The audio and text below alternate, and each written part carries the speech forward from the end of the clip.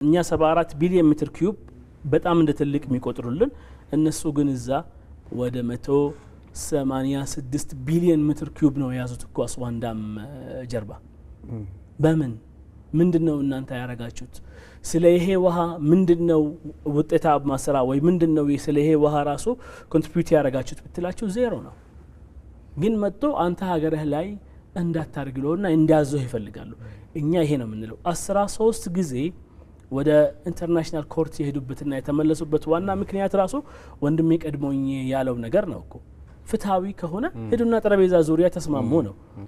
ዝም ብሎ ይንቀሳቀሱም ባይ ዘ ዌይ ኢጂፕሽያኖች ወይ ግብጾች ሁሉ ነገር ካልኩሌት አድርገው ነው የሚንቀሳቀሱት። ሚዲያም ብታየው የሆነ ጊዜ ታርጌት ያደርጋሉ። ለምሳሌ ይመጡና ስለ ውሃው ነው የሚያወሩት አይደለም። ሁሉም ሚዲያ በሙሉ ለ10 ቀን ለ20 ቀን ስለ ውሃ ብቻ ነው የሚያወሩት። ከዛ ሽፍት ያደርጋሉ። ሲስተም ነው ያላቸው። ይመጡና ሚዲያዎች በሙሉ ስለምንድን ነው የሚያወሩ? ሳድል ዳም ላይ ያለው ወይ ኮርቻ ግድቡ እኛ እንደምንለው በትክክል አልተሰራም። እንደ ጨረቃው ውስጡ ነው ውሃው የያዘው እንጂ በጀርባው ነው መያዝ ያለው። ሁሉም ሚዲያ በአንድ ተቃዋሚ የሚገርመኝ ገኔ ደጋፊም አንድ አፍ ላይ ነው የሚስማሙት። ይመጣሉ። አሁን ይሄም ወጥቅ ሲሆንባችሁ አይ ኢትዮጵያ ውስጥ መሬት መንቀጥቀጥ ስላለ ይሄ ይመጡና ሃይማኖታዊ አታች ያደርጉታል። ምን ይሉ ነበር የሆነ ጊዜ አንዳንዴ ይላለው እንኳን አብዛኛው ኢትዮጵያዊ አረብኛ አልቻለም ይላለው።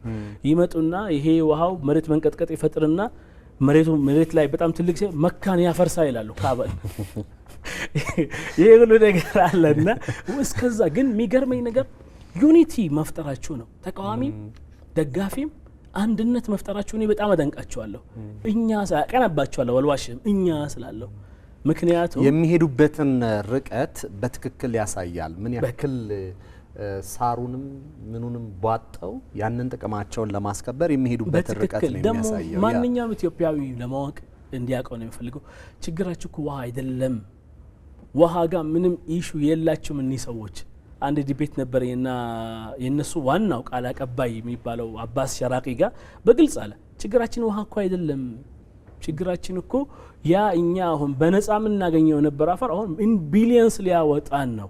ይሄ እኮ እኛ ኢሹ አይደለም ብለን ስንመልስለት ራሱ አረብ ሚዲያ ላይ ትልቅ ንግግር ሆኖና ተከልክሏል። ባይ ዘ ዌይ ለተወሰነ ጊዜ ራሱ አሁን የለም ሚዲያ ላይ። ምክንያቱም አምልጦት ነው እንጂ እሱም ለምሳሌ ኢሞሽናል ትሆናለህ ዲቤት ውስጥ አምልጦት ነው እንጂ እሱም ብልጥ በጣም ብልጥ ሰውዬ ነው ማይላትም ይችላል።